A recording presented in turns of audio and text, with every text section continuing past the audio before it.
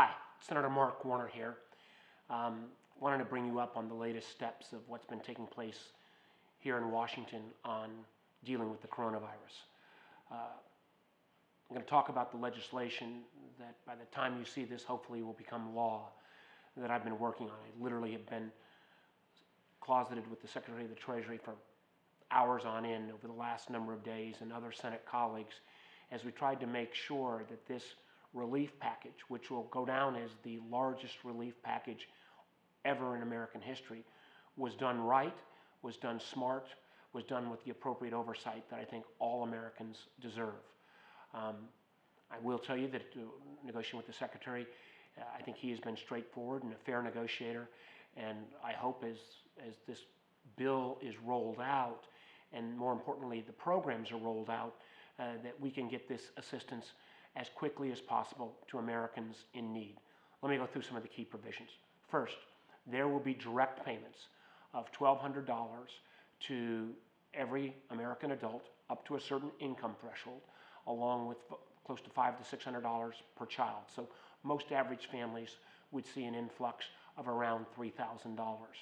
We want to make sure that capital gets out there quick and in an efficient manner. Second, there'll be a major program to assist small businesses. Think here about your local restaurant, barber shop, local retail store. We will provide one of the most generous packages ever to make sure that at least for the next 4 to 6 weeks, these small businesses can keep their employees on payroll and make sure they don't have to simply close down their businesses.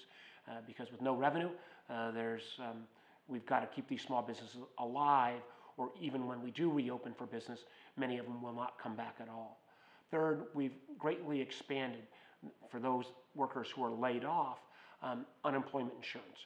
Finally, to cover the whole segment of the workforce, gig workers, independent contractors, freelancers, who in previous unemployment programs didn't receive any coverage. I think that's an important step. I've also been working on a program to make sure that businesses larger than small businesses, for example, over 500 employees, have access to credit as well. An awful lot of Virginians, an awful lot of Americans work at that firm with 800, 1,000, 1,200 folks. I wanted to make sure there was low interest loans for these businesses, but I also wanted to make sure that these funds were not used for stock buybacks, dividends, or excessive executive compensation.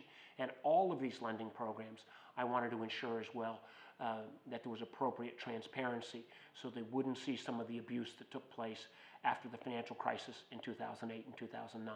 And finally, in a major way, there's over $100 billion, what we're calling in a sense a Marshall Plan for hospitals and healthcare across the country. These are folks who are helping keep us safe. They need to get the resources, whether they're in nursing homes, whether they're at their doctor's office or in the hospitals, to make sure they, EMTs, first responders, both have the equipment they need, but also the support they need. We've asked hospitals, for example, to not perform elective surgery. That's where hospitals generally make their money.